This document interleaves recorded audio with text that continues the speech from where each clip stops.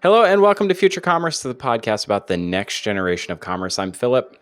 And I'm Brian. And today we have longtime friends, former coworker, and founder of Checkout Promotions, Gil Greenberg, on the show today. Welcome, Gil. Thanks so much. I can't believe I'm here. I'm excited. We're excited. Yeah, we're excited. It's not often that we have, such rapport with someone and a lot of history with someone that comes onto the show. But it's also not often that we feature a founder of a Shopify app and someone I see as having been an early, someone who recognized early on the value that Shopify has in the ecosystem. Just from your perspective, is it easier today to be a Shopify app developer than it was, say, 2 years ago? Oh yeah. I mean, like a couple months ago, I started a new app as a side project just to see how like a fresh start would be, and it is massively improved. Just like the things you can do, how quickly you can accelerate from nothing to getting it live in the App Store. Um, so I think it's a pretty exciting time to be a developer on the Shopify platform ecosystem, and definitely from the merchant side, I think there's going to be some more innovative products coming online in the next year. There's been about a year now since they announced that they weren't going to take fees up to, what is it, the first $1 million of revenue Yep. from app Yeah. So developers? they're just taking, I think it's like 2.5%, which is the base credit card fees. And then after 1 million, I think it's still like the 20%. But yeah, basically your first $1 million, which probably is the vast majority of the ecosystem, is other than the big players, is basically yours to take, which is pretty unprecedented. I think they maybe followed Apple and Google, but yeah, I think it's definitely been a big help for a lot of developers. So cool. Yeah. So it sounds like developer experience has vastly improved, but also like the business side of being a developer is easier. It's just all around, like it's easier to join the Shopify community, get your ideas out, and then run an actual business. Like they're making it possible to do that. Yeah, I mean, there's definitely some like hot takes here, but overall, I'd say it's much easier. There's definitely a lot more headwinds within the space. I mean, in ecom in general, um, I think that like you're starting to see a lot of developers that actually want to run businesses for their apps. I mean, you can have like side projects, but if you want to actually grow an app into a business, you're starting to see a return to fundamentals. So like probably for like the last 8 years, developers have relied upon the App Store too heavily as like a fire hose of traffic, and now you're starting to see that more traditional software as a service SaaS like fundamentals, external channels to acquire customers, and those kind of strategies start to like become more important as the App Store has basically been inundated with over 8,000 apps, and just the velocity of new merchants is decelerating with all those external factors and ecom that we have. That's like an under discussed topic in our space. And maybe that's because there's sort of a niche that appeals just to the Shopify app developer set. But when we're thinking about larger e-commerce, the larger, problem space of solving things in e-commerce, a lot of SaaS companies seem to kind of like prove their product market fit in the Shopify ecosystem and then scale out to service a bunch of others.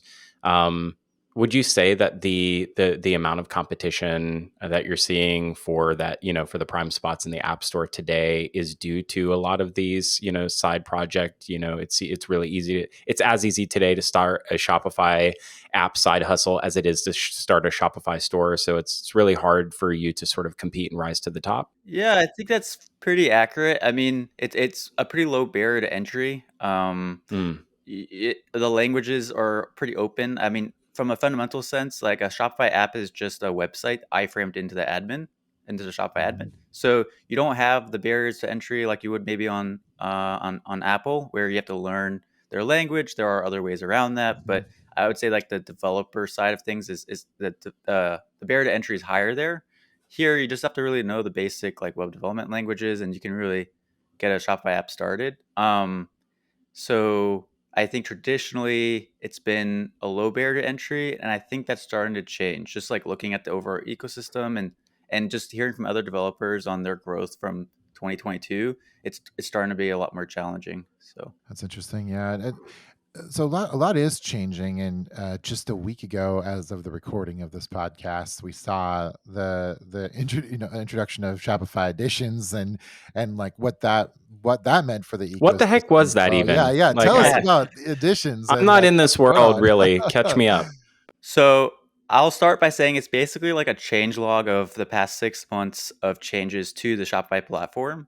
I think what they've realized, or maybe what Toby, the CEO of Shopify, has realized is the platform now is huge. Like it encompasses way more than probably anyone outside of the ecosystem, but even most people in the ecosystem realize. So you have things like point of sale, online, all these sales channels now that are for social primarily, but and then all these other different APIs.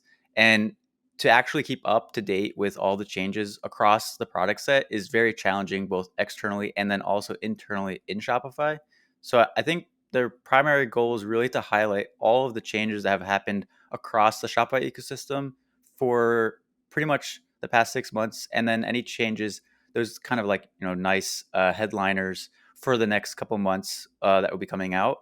And then they'll just do this every 6 months, I guess, twice a year. And they're calling this like additions, and twice a year. And this is summer 2022.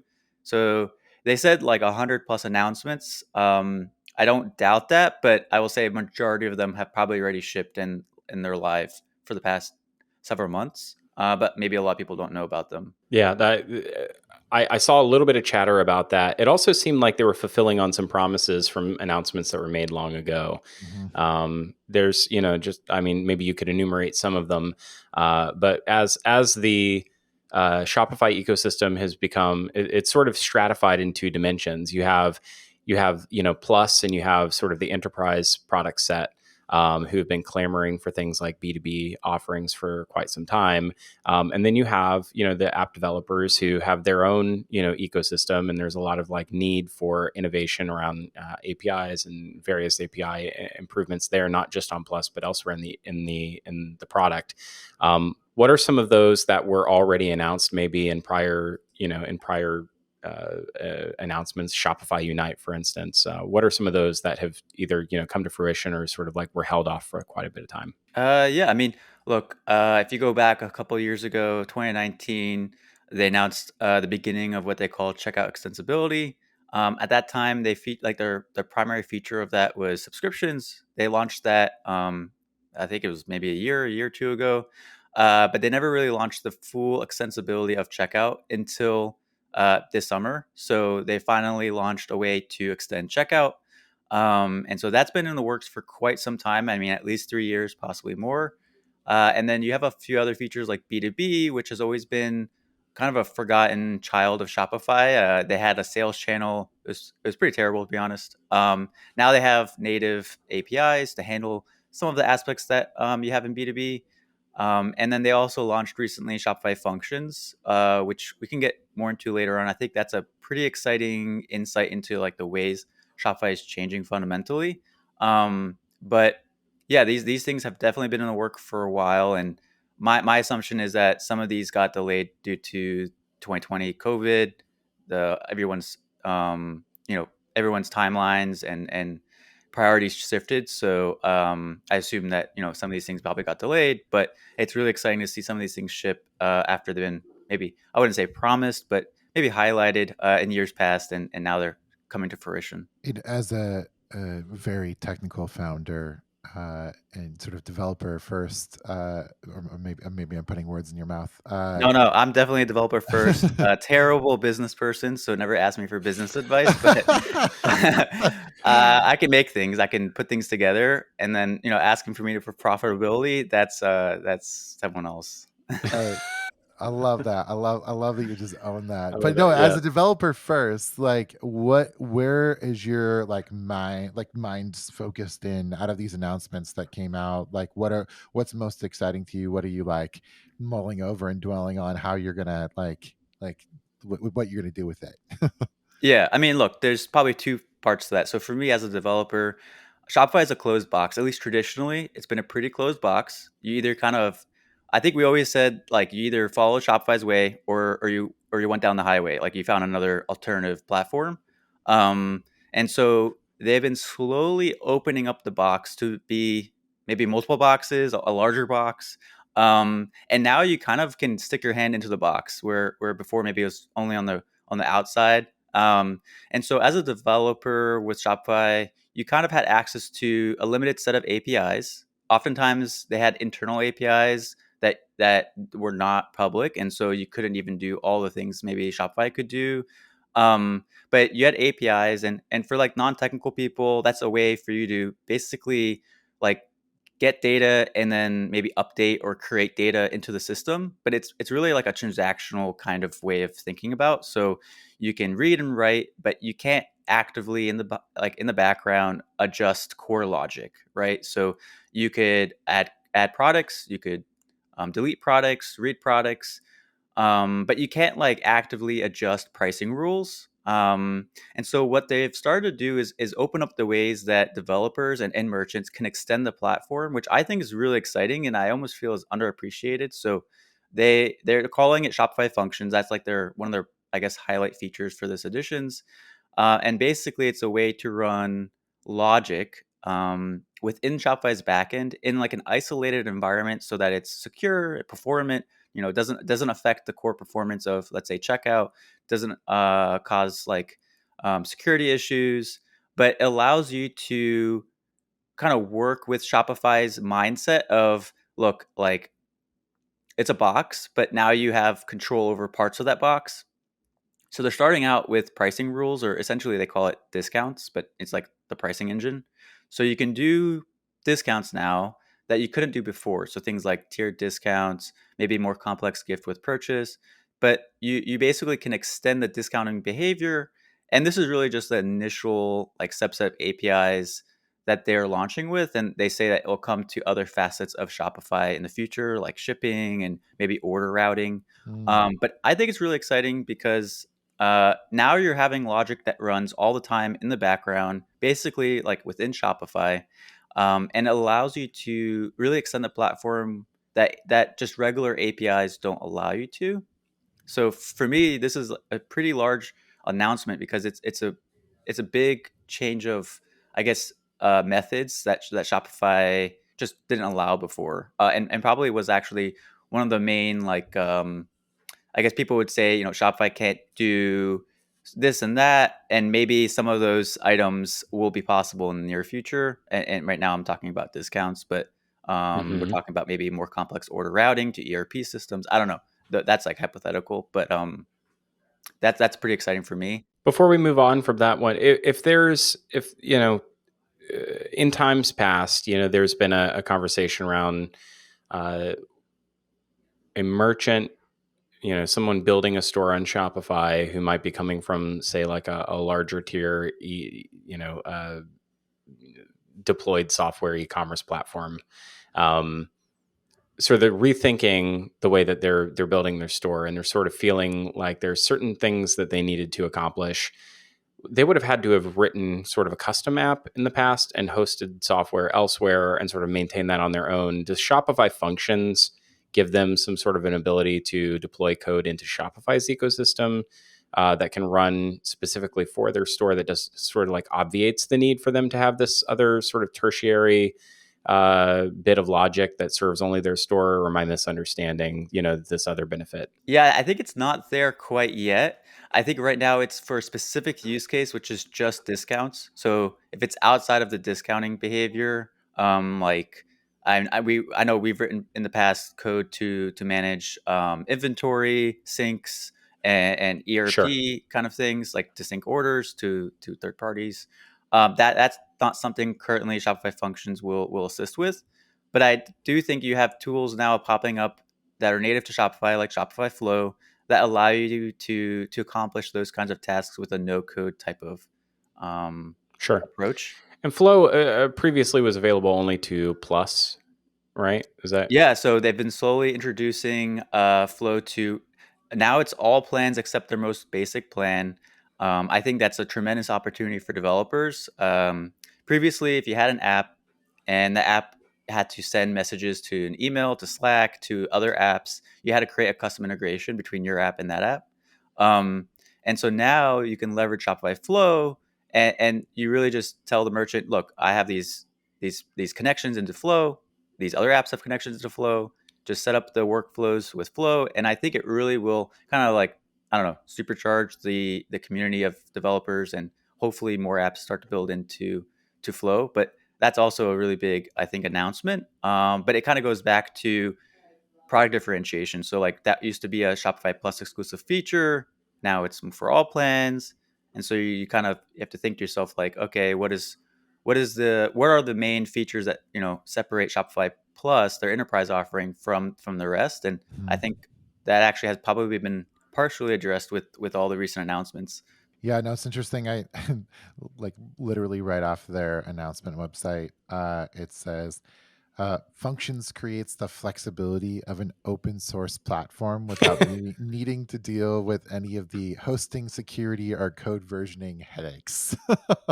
I wonder what that's targeted at. Very specific in its messaging. Very specific in its messaging there, yeah. And I think it's really interesting to me and highly surprising that that functions would be more interesting and exciting to you than token gated commerce is.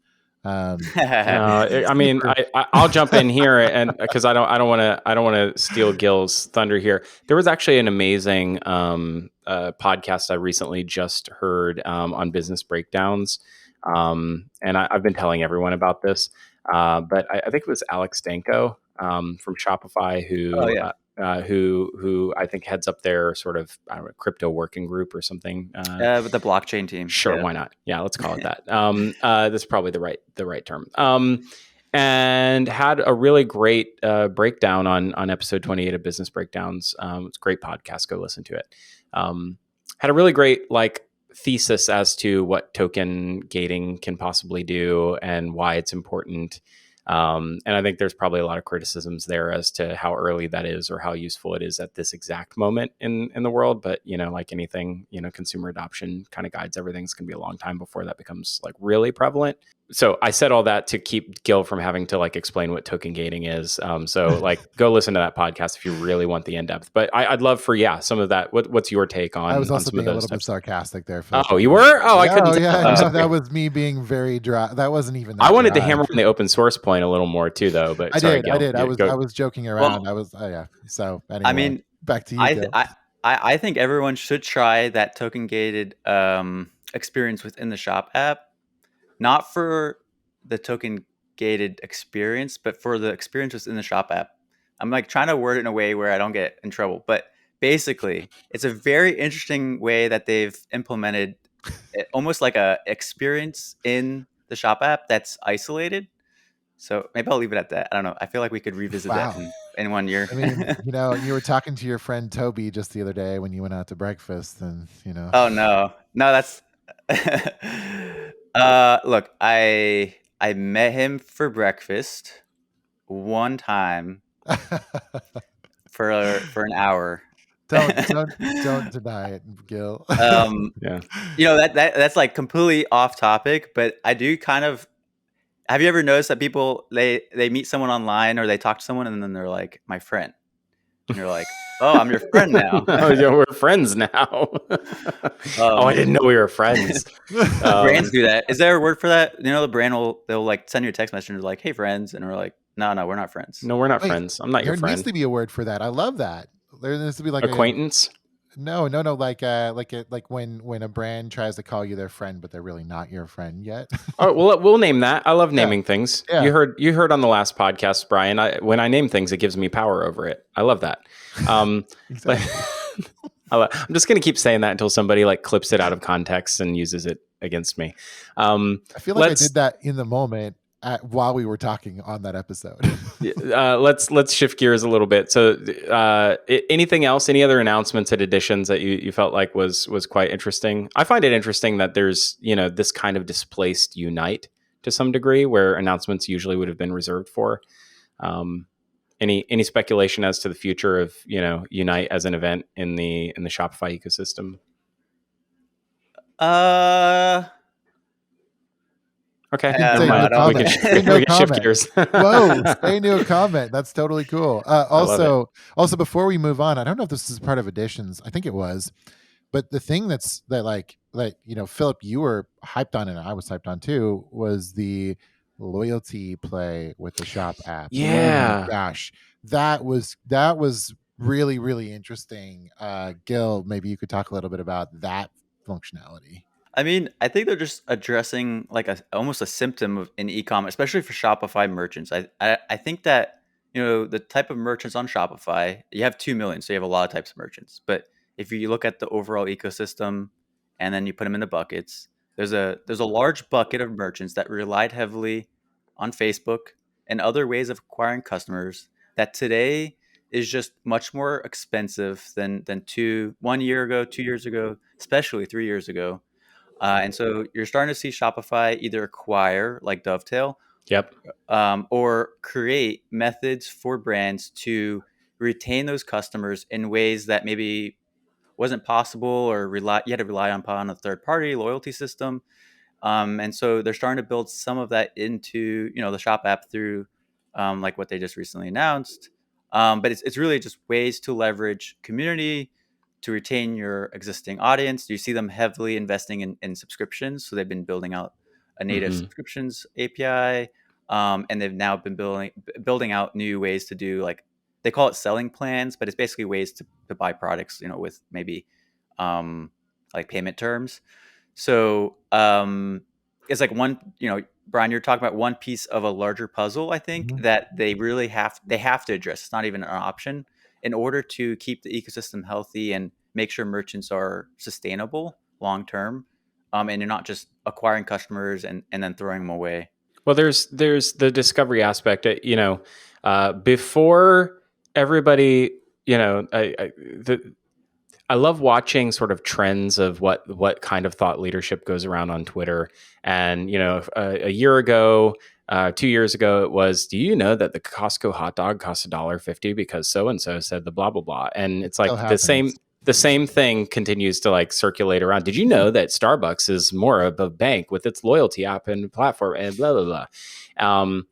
But before all of that, there was a thing that was going around 4 or 5 years ago. Is why didn't Shopify just launch a marketplace where they sell all of their merchants' products and just compete head to head with Amazon?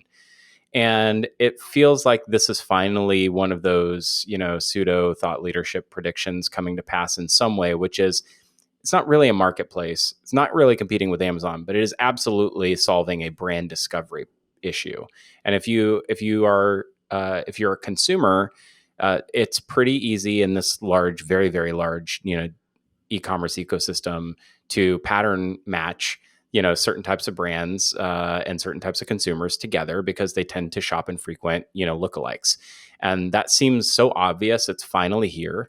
I think what's really interesting on the backside is how they're rewarding consumers by giving Yeah. consumers a cash rebate. As a result, to use Shop Pay means to save money now, and that is a very very different positioning to keep a consumer not only just aware of the brand that they're purchasing from, but there's consumer awareness of the financial product that makes it possible and the e-commerce platform on which it all takes place. That is baffling to me because that awareness of the underlying software is not a thing that is a hallmark of a modern times that we live in, right? Yeah, That's software goes to consumer. And I actually think that what's really interesting about this as well is that this is something that Shopify can do that's a value add to both their consumers and their ecosystem that doesn't eat away at their developer ecosystem. So like this is not something that like it's not infringing into something that any Shopify app developer could have built or implemented that they're like now sort of pulling out of that ecosystem. I love it when platforms find things like that they can new things do, to solve. new Well, things to there's solve. plenty of app Yeah, developers that are also griping right now that Shopify is turning to compete with them at the moment. right. No, I know that was sort of like where I was kind of headed. Like, with all these announcements, there's got to be some griping, but this particular one is one that I feel Yeah. like is a net win for everyone involved, and I love that. I mean, I'll give you another one. They Sure. announced that they're launching native return APIs, and so on the surface, a lot of Mm, people probably are like, okay, whatever."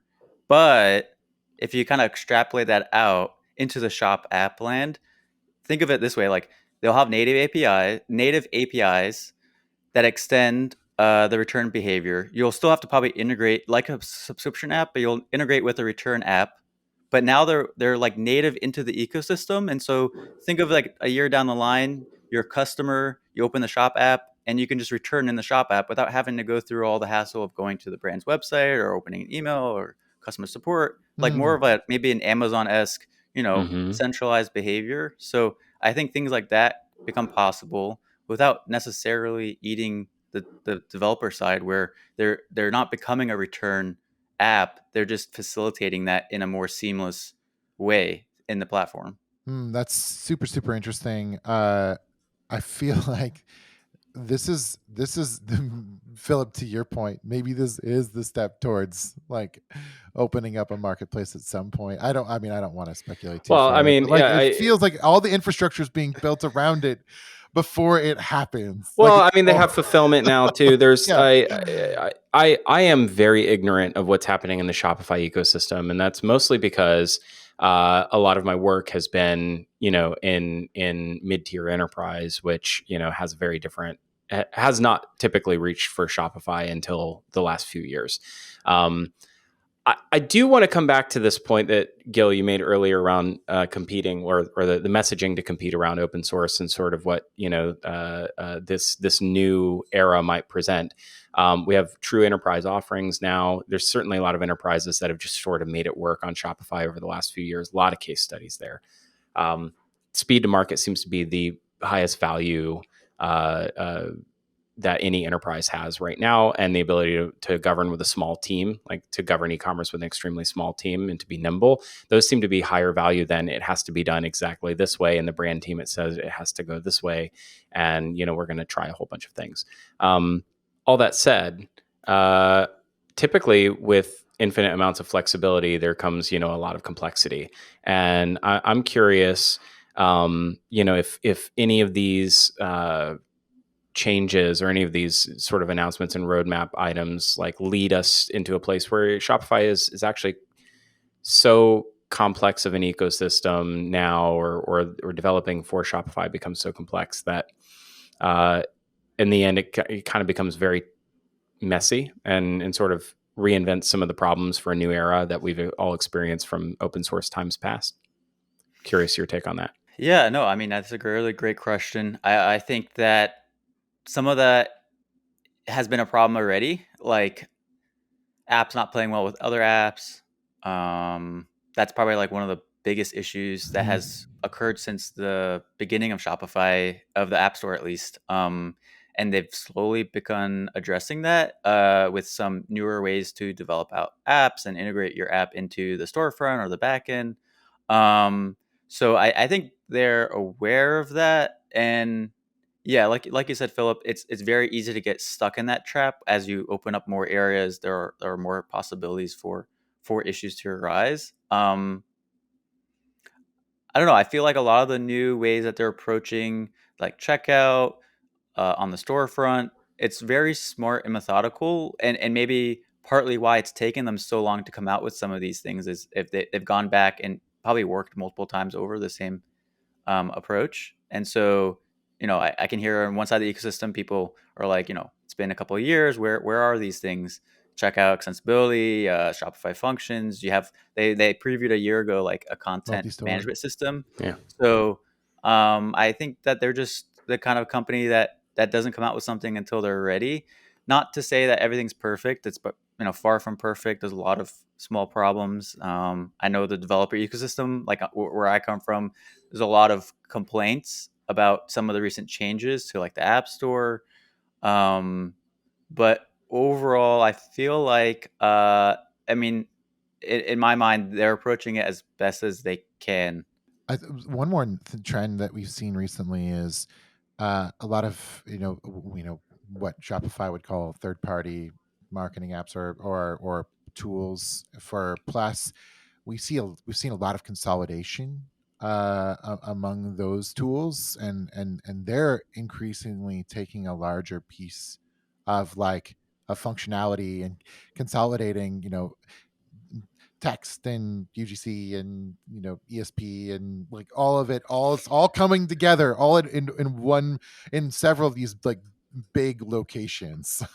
Oh, um you're talking about the roll-ups, the roll, basically? well, yeah, Well, it's not rollout. technology Yeah. roll-ups, yeah, that's Yeah. almost Right. like, yeah, Yeah, exactly, not the brand roll-ups. Yeah, I mean, you right, have like WeCommerce, App Hub.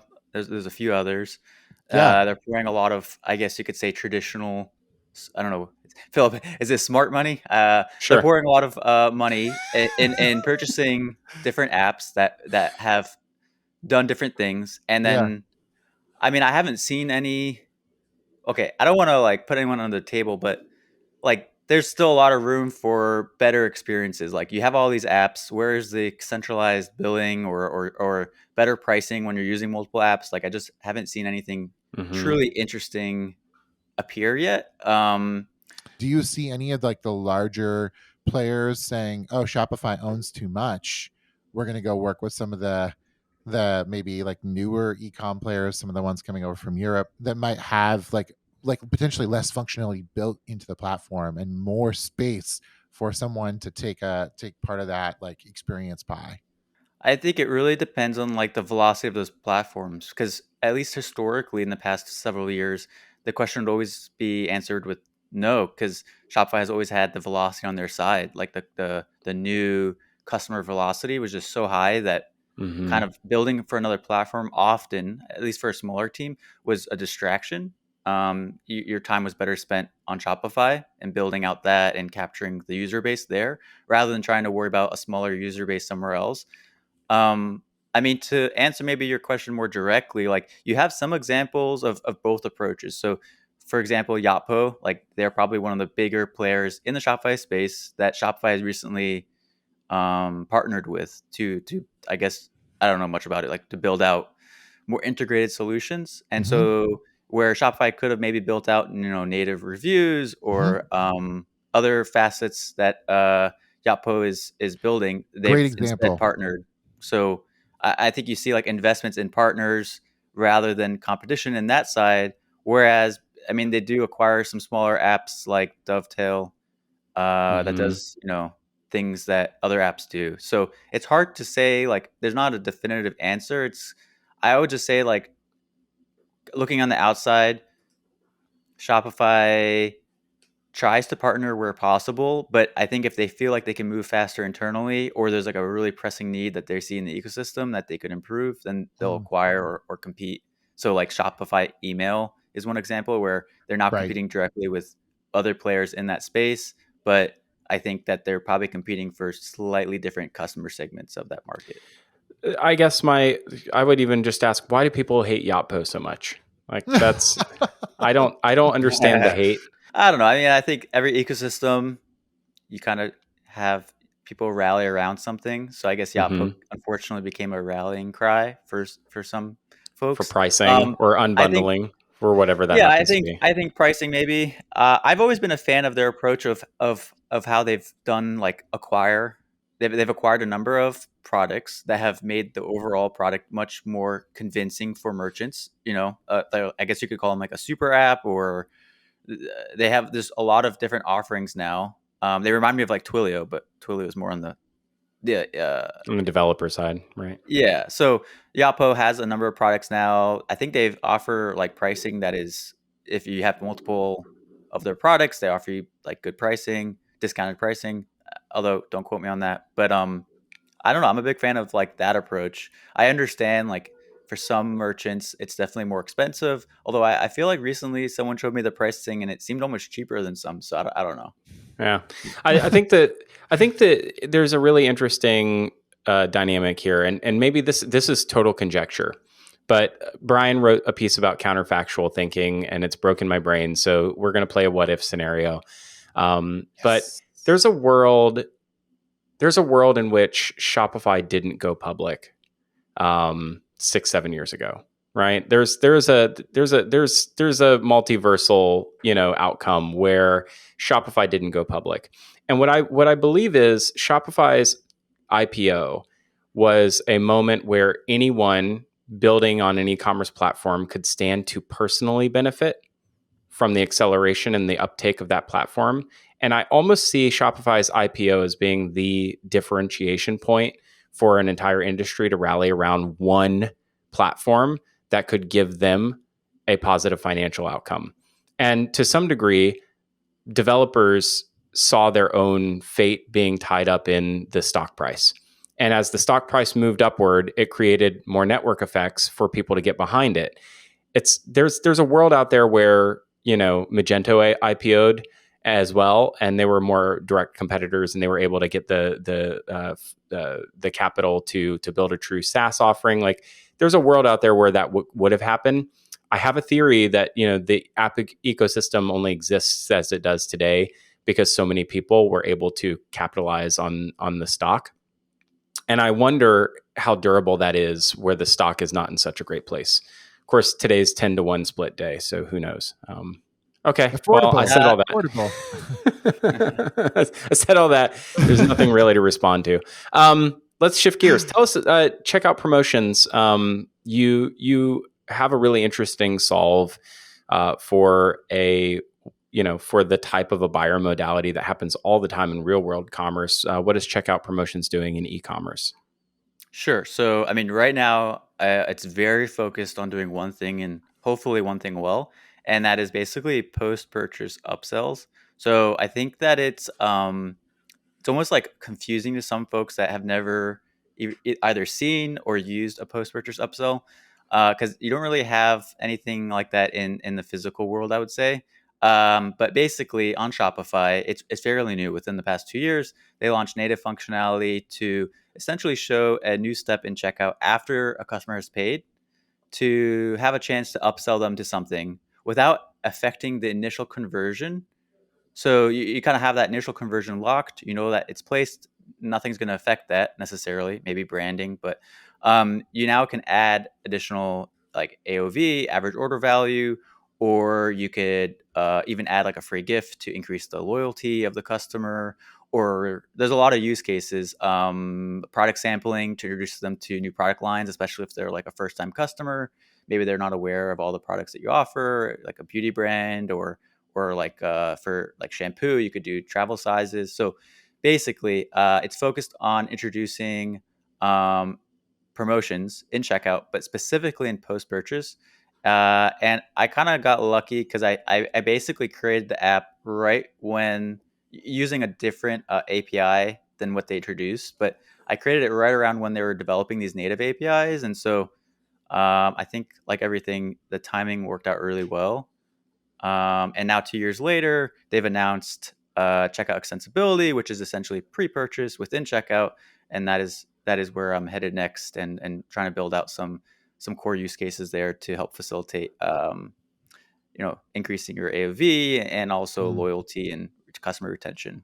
It's interesting. I don't think there's a direct parallel, but I do think that there is a paradigm that maps to the real world.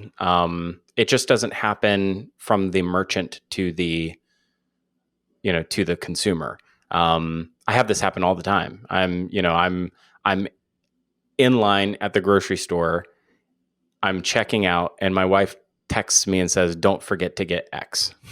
It happens. It's like without fail. Your wife is checkout promotions. Yeah, I have that person in my life. I've got checkout promotions.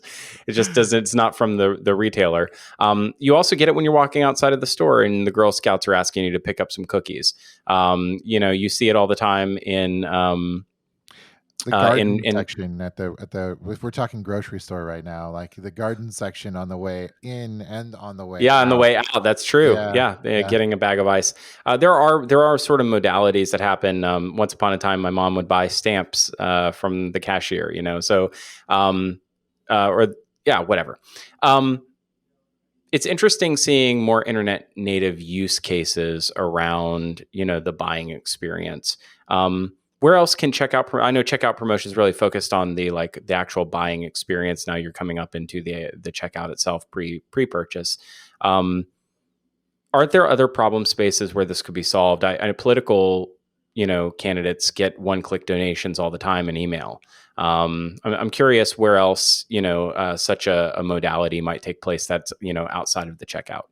I mean, yeah, like there are other, I'll say the other apps in the ecosystem that help facilitate post-purchase behavior, whether it's through email, upselling a one-time purchase to a subscription, um, reordering, like Repeat, I think is one in the ecosystem that Yeah. does some interesting things with post-purchase and facilitating those buyers to come back.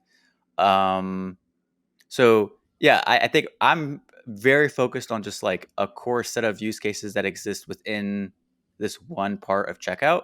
I don't know. I'm a big proponent of focusing really deeply in a problem space and less about going wide. Like a lot of merchants ask, "Am I ever going to have promotions in the cart?" Like there's a lot of ecom sites that have like the free shipping bar, but I'm just like I guess I'm just really focused on addressing all of the problems within a specific space and just being like the best at that. Tell us about some of your success so far. You've sort of been building in public. What's that journey been like, and tell us a little bit about how you've been received in the marketplace. So I guess I'm a child of Twitter. I probably credit a lot of my success to Twitter, for better or for worse. So I started building up like a Twitter presence, I guess, in the open source space on the developer side, several years ago. Like I think I built one of the first headless. I hate that term, but headless Shopify sites. And then later on, I got into app development, and so I built up a small following on Twitter, and that's really where I actually got like my first set of merchants. And then I guess it still drives probably majority of my revenues actually from Twitter, sadly, or maybe not. I don't know. If uh, is there a you know what kind of skill set does it require to sort of rise through the ranks of the app store now? And how oh, sort of it's think, hard. is it? Do Oh, they it's have an really hard. I algo? mean, Do they have an look at algo? it this way. They do have an Uh, algo, yeah. I can't remember the exact numbers, but there were no more than maybe 5,000, 4,000 apps when I first was starting out like, a couple of years ago, and now we're at 8. And so, just from a sheer numbers perspective, like it is much harder to stand out. In most problem spaces, like there's a general solution available. There are always, ecom is such a wide problem set, right? Like wherever you are in the world, there are so many different industries. I always find out about a new like vertical. I'll like check out a store that installed my app, and then I'll find out that this someone actually sells stuff like this. So I don't know. I don't have any good examples right now, but it happens all the time. And so I'm like, wow, like this stuff exists. I didn't even know about it. And so there's always room for very specific use case apps. The problem is like, what is that? What is the TAM? What is the total addressable market for that? And can you have a whole business, or is that a side project? So I think that there are still plenty of opportunities for developers to build an app. It's just that in a lot of the, I guess you could say, lucrative spaces, upsells, email, SMS marketing, things like that, there are probably most of those areas Shopify apps that exist for those problem sets. So for me, it's exciting when Shopify goes out and introduces a whole new problem space that has no existing solutions. So, for example, checkout extensibility, maybe Shopify functions introducing areas of functionality that you just couldn't build out for.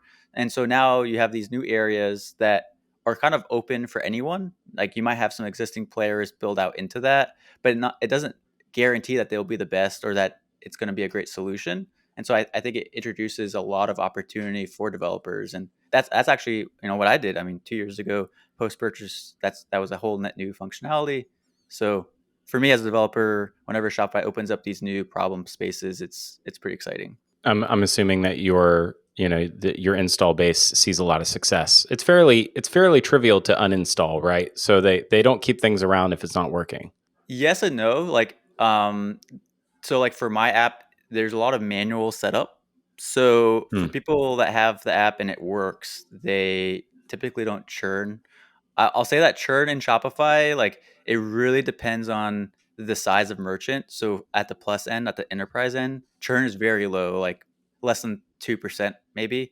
And then for the lower end small stores, like churn could be above 10%, 15%. Like there's a lot of stores that just close. For larger apps, like some apps will have like 50, 100 stores closing a day on their apps. And I Wow. think that has definitely the velocity of stores closing has increased this year significantly. Maybe just a lot of people opened stores in the past 2 years, and I guess costs are going It's up, a margins are getting thinner. pandemic surge kind of backing off a little bit, maybe. McKinsey told them that we had advanced, 10 years in 3 months. So they were like, I'm on, let's go. So, wow, I'm really the conversation killer today. I don't know how. I've got to get a different frame of mind. That's I haven't good. had lunch No, yet. That's let's the end this problem. on a super positive note. I know we all have to wrap up here. We need to put the kibosh on Philip's hangry face. Gil, thank you so much. What a delight it's been to have you on. This has been a long time coming, actually, and we are huge fans. Thank you for sharing your insight on the Shopify ecosystem and what's going on there, and telling us about like what is most exciting in that world right now. I feel like I learned a ton just on Yeah. this chat. Let me pop in. I've Yeah. never done this before. You were closing us up so nicely. I love it. I have an idea. Here's a question for you, Gil. What is the future of commerce to you? Yes. Oh, okay. So I don't want to plug anything, but I created a side project.